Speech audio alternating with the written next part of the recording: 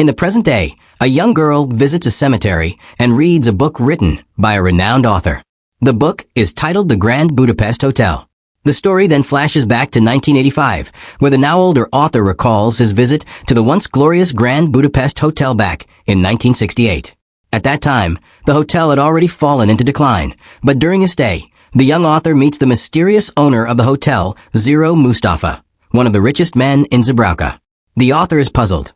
Despite Zero's immense wealth, he lives in a small servant's quarters inside his nearly empty hotel. While the author is taking a bath, he realizes that the owner is also in the adjacent bath. Zero expresses his admiration for the author's work. Curious, the author asks Zero why he bought the Grand Budapest Hotel, but Zero replies, "I didn't buy it." Intrigued by the mystery behind the hotel, the author is invited to dinner, where Zero agrees to tell him the full story. The story jumps even further back to 1932, during the golden era of the Grand Budapest Hotel.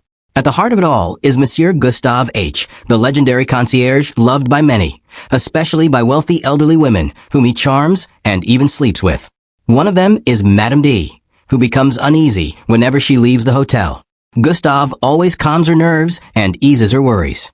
During this time, Zero is a newly hired lobby boy, a young immigrant without a family. Why do you want to be a lobby boy? Wouldn't. At the Grand Budapest, sir. It's an institution.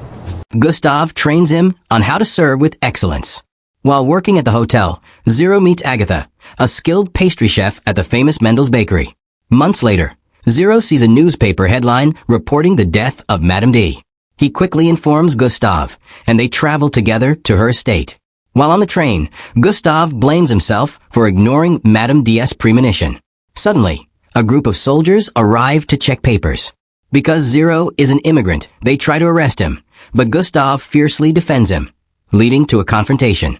Fortunately, Inspector Henkels, a friend of Gustave, arrives and provides Zero with a temporary visa. Upon arriving at Madame D's estate, they attend the reading of her will. Her children expect to inherit everything, but to everyone's surprise, she bequeaths a priceless Renaissance painting titled Boy with Apple to Gustave. Who's Gustave H.? I'm afraid that's me, darling. Outraged, her son Dmitri accuses Gustave of manipulating old women for their wealth. You're not getting Boy with Apple, you goddamn little fruit. How's that supposed to make me feel? A scuffle ensues. If I learn you ever once laid a finger on my mother's body, living or dead, I swear to God I'll cut your throat. You hear me? I thought I was supposed to be a fucking faggot. You are, but you're bisexual. Let's change the subject. I'm leaving. And Gustave decides to take the painting with the help of Madame D's butler, Serge. They steal it and hide it inside the Grand Budapest Hotel. Later that night, Gustave tells Zero that because of his loyalty, and since Gustave has no family of his own, he promises to leave all his possessions to Zero someday. Soon after, Gustave is accused of murdering Madame D and thrown in prison. Zero visits him and tells him that he met Kovacs, Madame D's attorney. Kovacs suspects that Gustave is innocent, and also mentions that Serge, the butler who knows the truth, has gone missing. The police and Dimitri's hired assassin, Jopling, are both searching for him. Jopling visits the home of Serge's sister, but finds that Serge is not there. Meanwhile, in prison, Gustave befriends a group of inmates, and they plan an escape.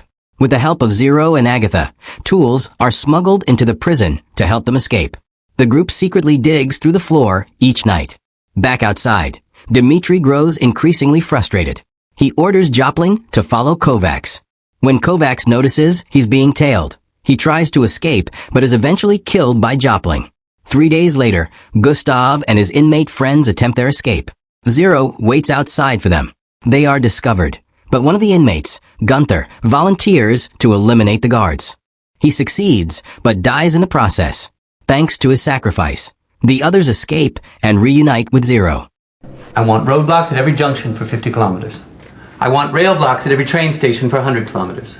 I want 50 men and 10 bloodhounds ready in 5 minutes. We're going to strip search every Pretzel House, Waffelhut, beer garden, and especially every Grand Hotel from Augsburg to Zilchbruck. Since it's now too dangerous to return to the hotel, Gustave contacts a secret network of concierges for help. One of them, Ivan, informs him that Serge has been located and is willing to meet. Meanwhile, Dimitri realizes the boy with apple painting is missing. Clotilde, a maid, tells him that Gustave took it. The police later find a basket containing Serge's sister's severed head and a note. At the summit of Gabelmeister's Peak, Gustav and Zero meet with Serge's allies, who direct them to a church confession room. Serge apologizes, saying he never meant to betray Gustav. He was threatened by Dmitri, who murdered his sister. Serge reveals that he witnessed Madame D, creating a second will, meant to be used only if she died by murder. Dmitri tried to destroy it, but Serge made a copy. Before he can hand it over, Jopling suddenly appears and kills Serge. Gustav and Zero chase after him. Though Jopling escapes across the ice using skates, the two pursue him using a sled. The chase ends in a near disaster. Zero is buried in snow, and Gustav is nearly thrown off a cliff. Jopling begins to break the ledge Gustav is clinging to, but Zero manages to shove Jopling off the cliff, saving Gustav. The police arrive and order them to stop, but the two escape using Jopling's motorcycle. Back at the hotel, the country is teetering on the brink of war, and soldiers have occupied the premises. Agatha sneaks in to retrieve the hidden painting while Gustav and Zero wait outside. Dmitri arrives unexpectedly and sees Agatha carrying the painting. He follows her into the hotel. Alarmed, Gustav and Zero rush inside. Agatha tries to escape Dmitri but disappears from his view. Suddenly, Gustav and Zero appear in the elevator. Where's Boy with Apple? None of your goddamn business! I'm gonna blast your candy ass once and for all right now. Dmitri pulls a gun and fires. The hotel erupts in chaos as soldiers, hiding in nearby rooms, join the gunfight. Inspector Henkels bursts in and demands everyone stop shooting. That's Gustav H., the escaped murderer and art thief. I've got him cornered. Dmitri Degov from Taxis. He's responsible for the killing of Deputy Kovac, Serge X, and his clubfoot his sister, plus his own mother. A noise from the window distracts everyone. Agatha is seen dangling dangerously. Zero rushes to save her, but they both fall from the window. Fortunately, they land in boxes of Mendel's pastries and survive. Agatha then tells Zero that there is a note hidden behind the painting. The hidden will names Gustav as the rightful heir to Madame D's entire fortune, including ownership of a Grand Budapest hotel. Dmitri is defeated, and Gustav becomes an extremely wealthy man. Zero eventually marries Agatha. Gustav invites the couple to travel with him to Lutz. But tragedy strikes once again. Gustav is killed by soldiers after defending Zero, who, as a refugee, has no valid papers. The temporary visa from Henkels is worthless to these heartless troops. Later, Agatha dies from illness, leaving Zero completely heartbroken. He chooses to keep the hotel running in memory of Gustav and Agatha. Over time, however, the once luxurious Grand Budapest falls into disrepair and obscurity, just like the refined, elegant world that Gustav had once embodied. The film ends in the present day, as the girl closes the author's memoir, preserving the memory of a fading era.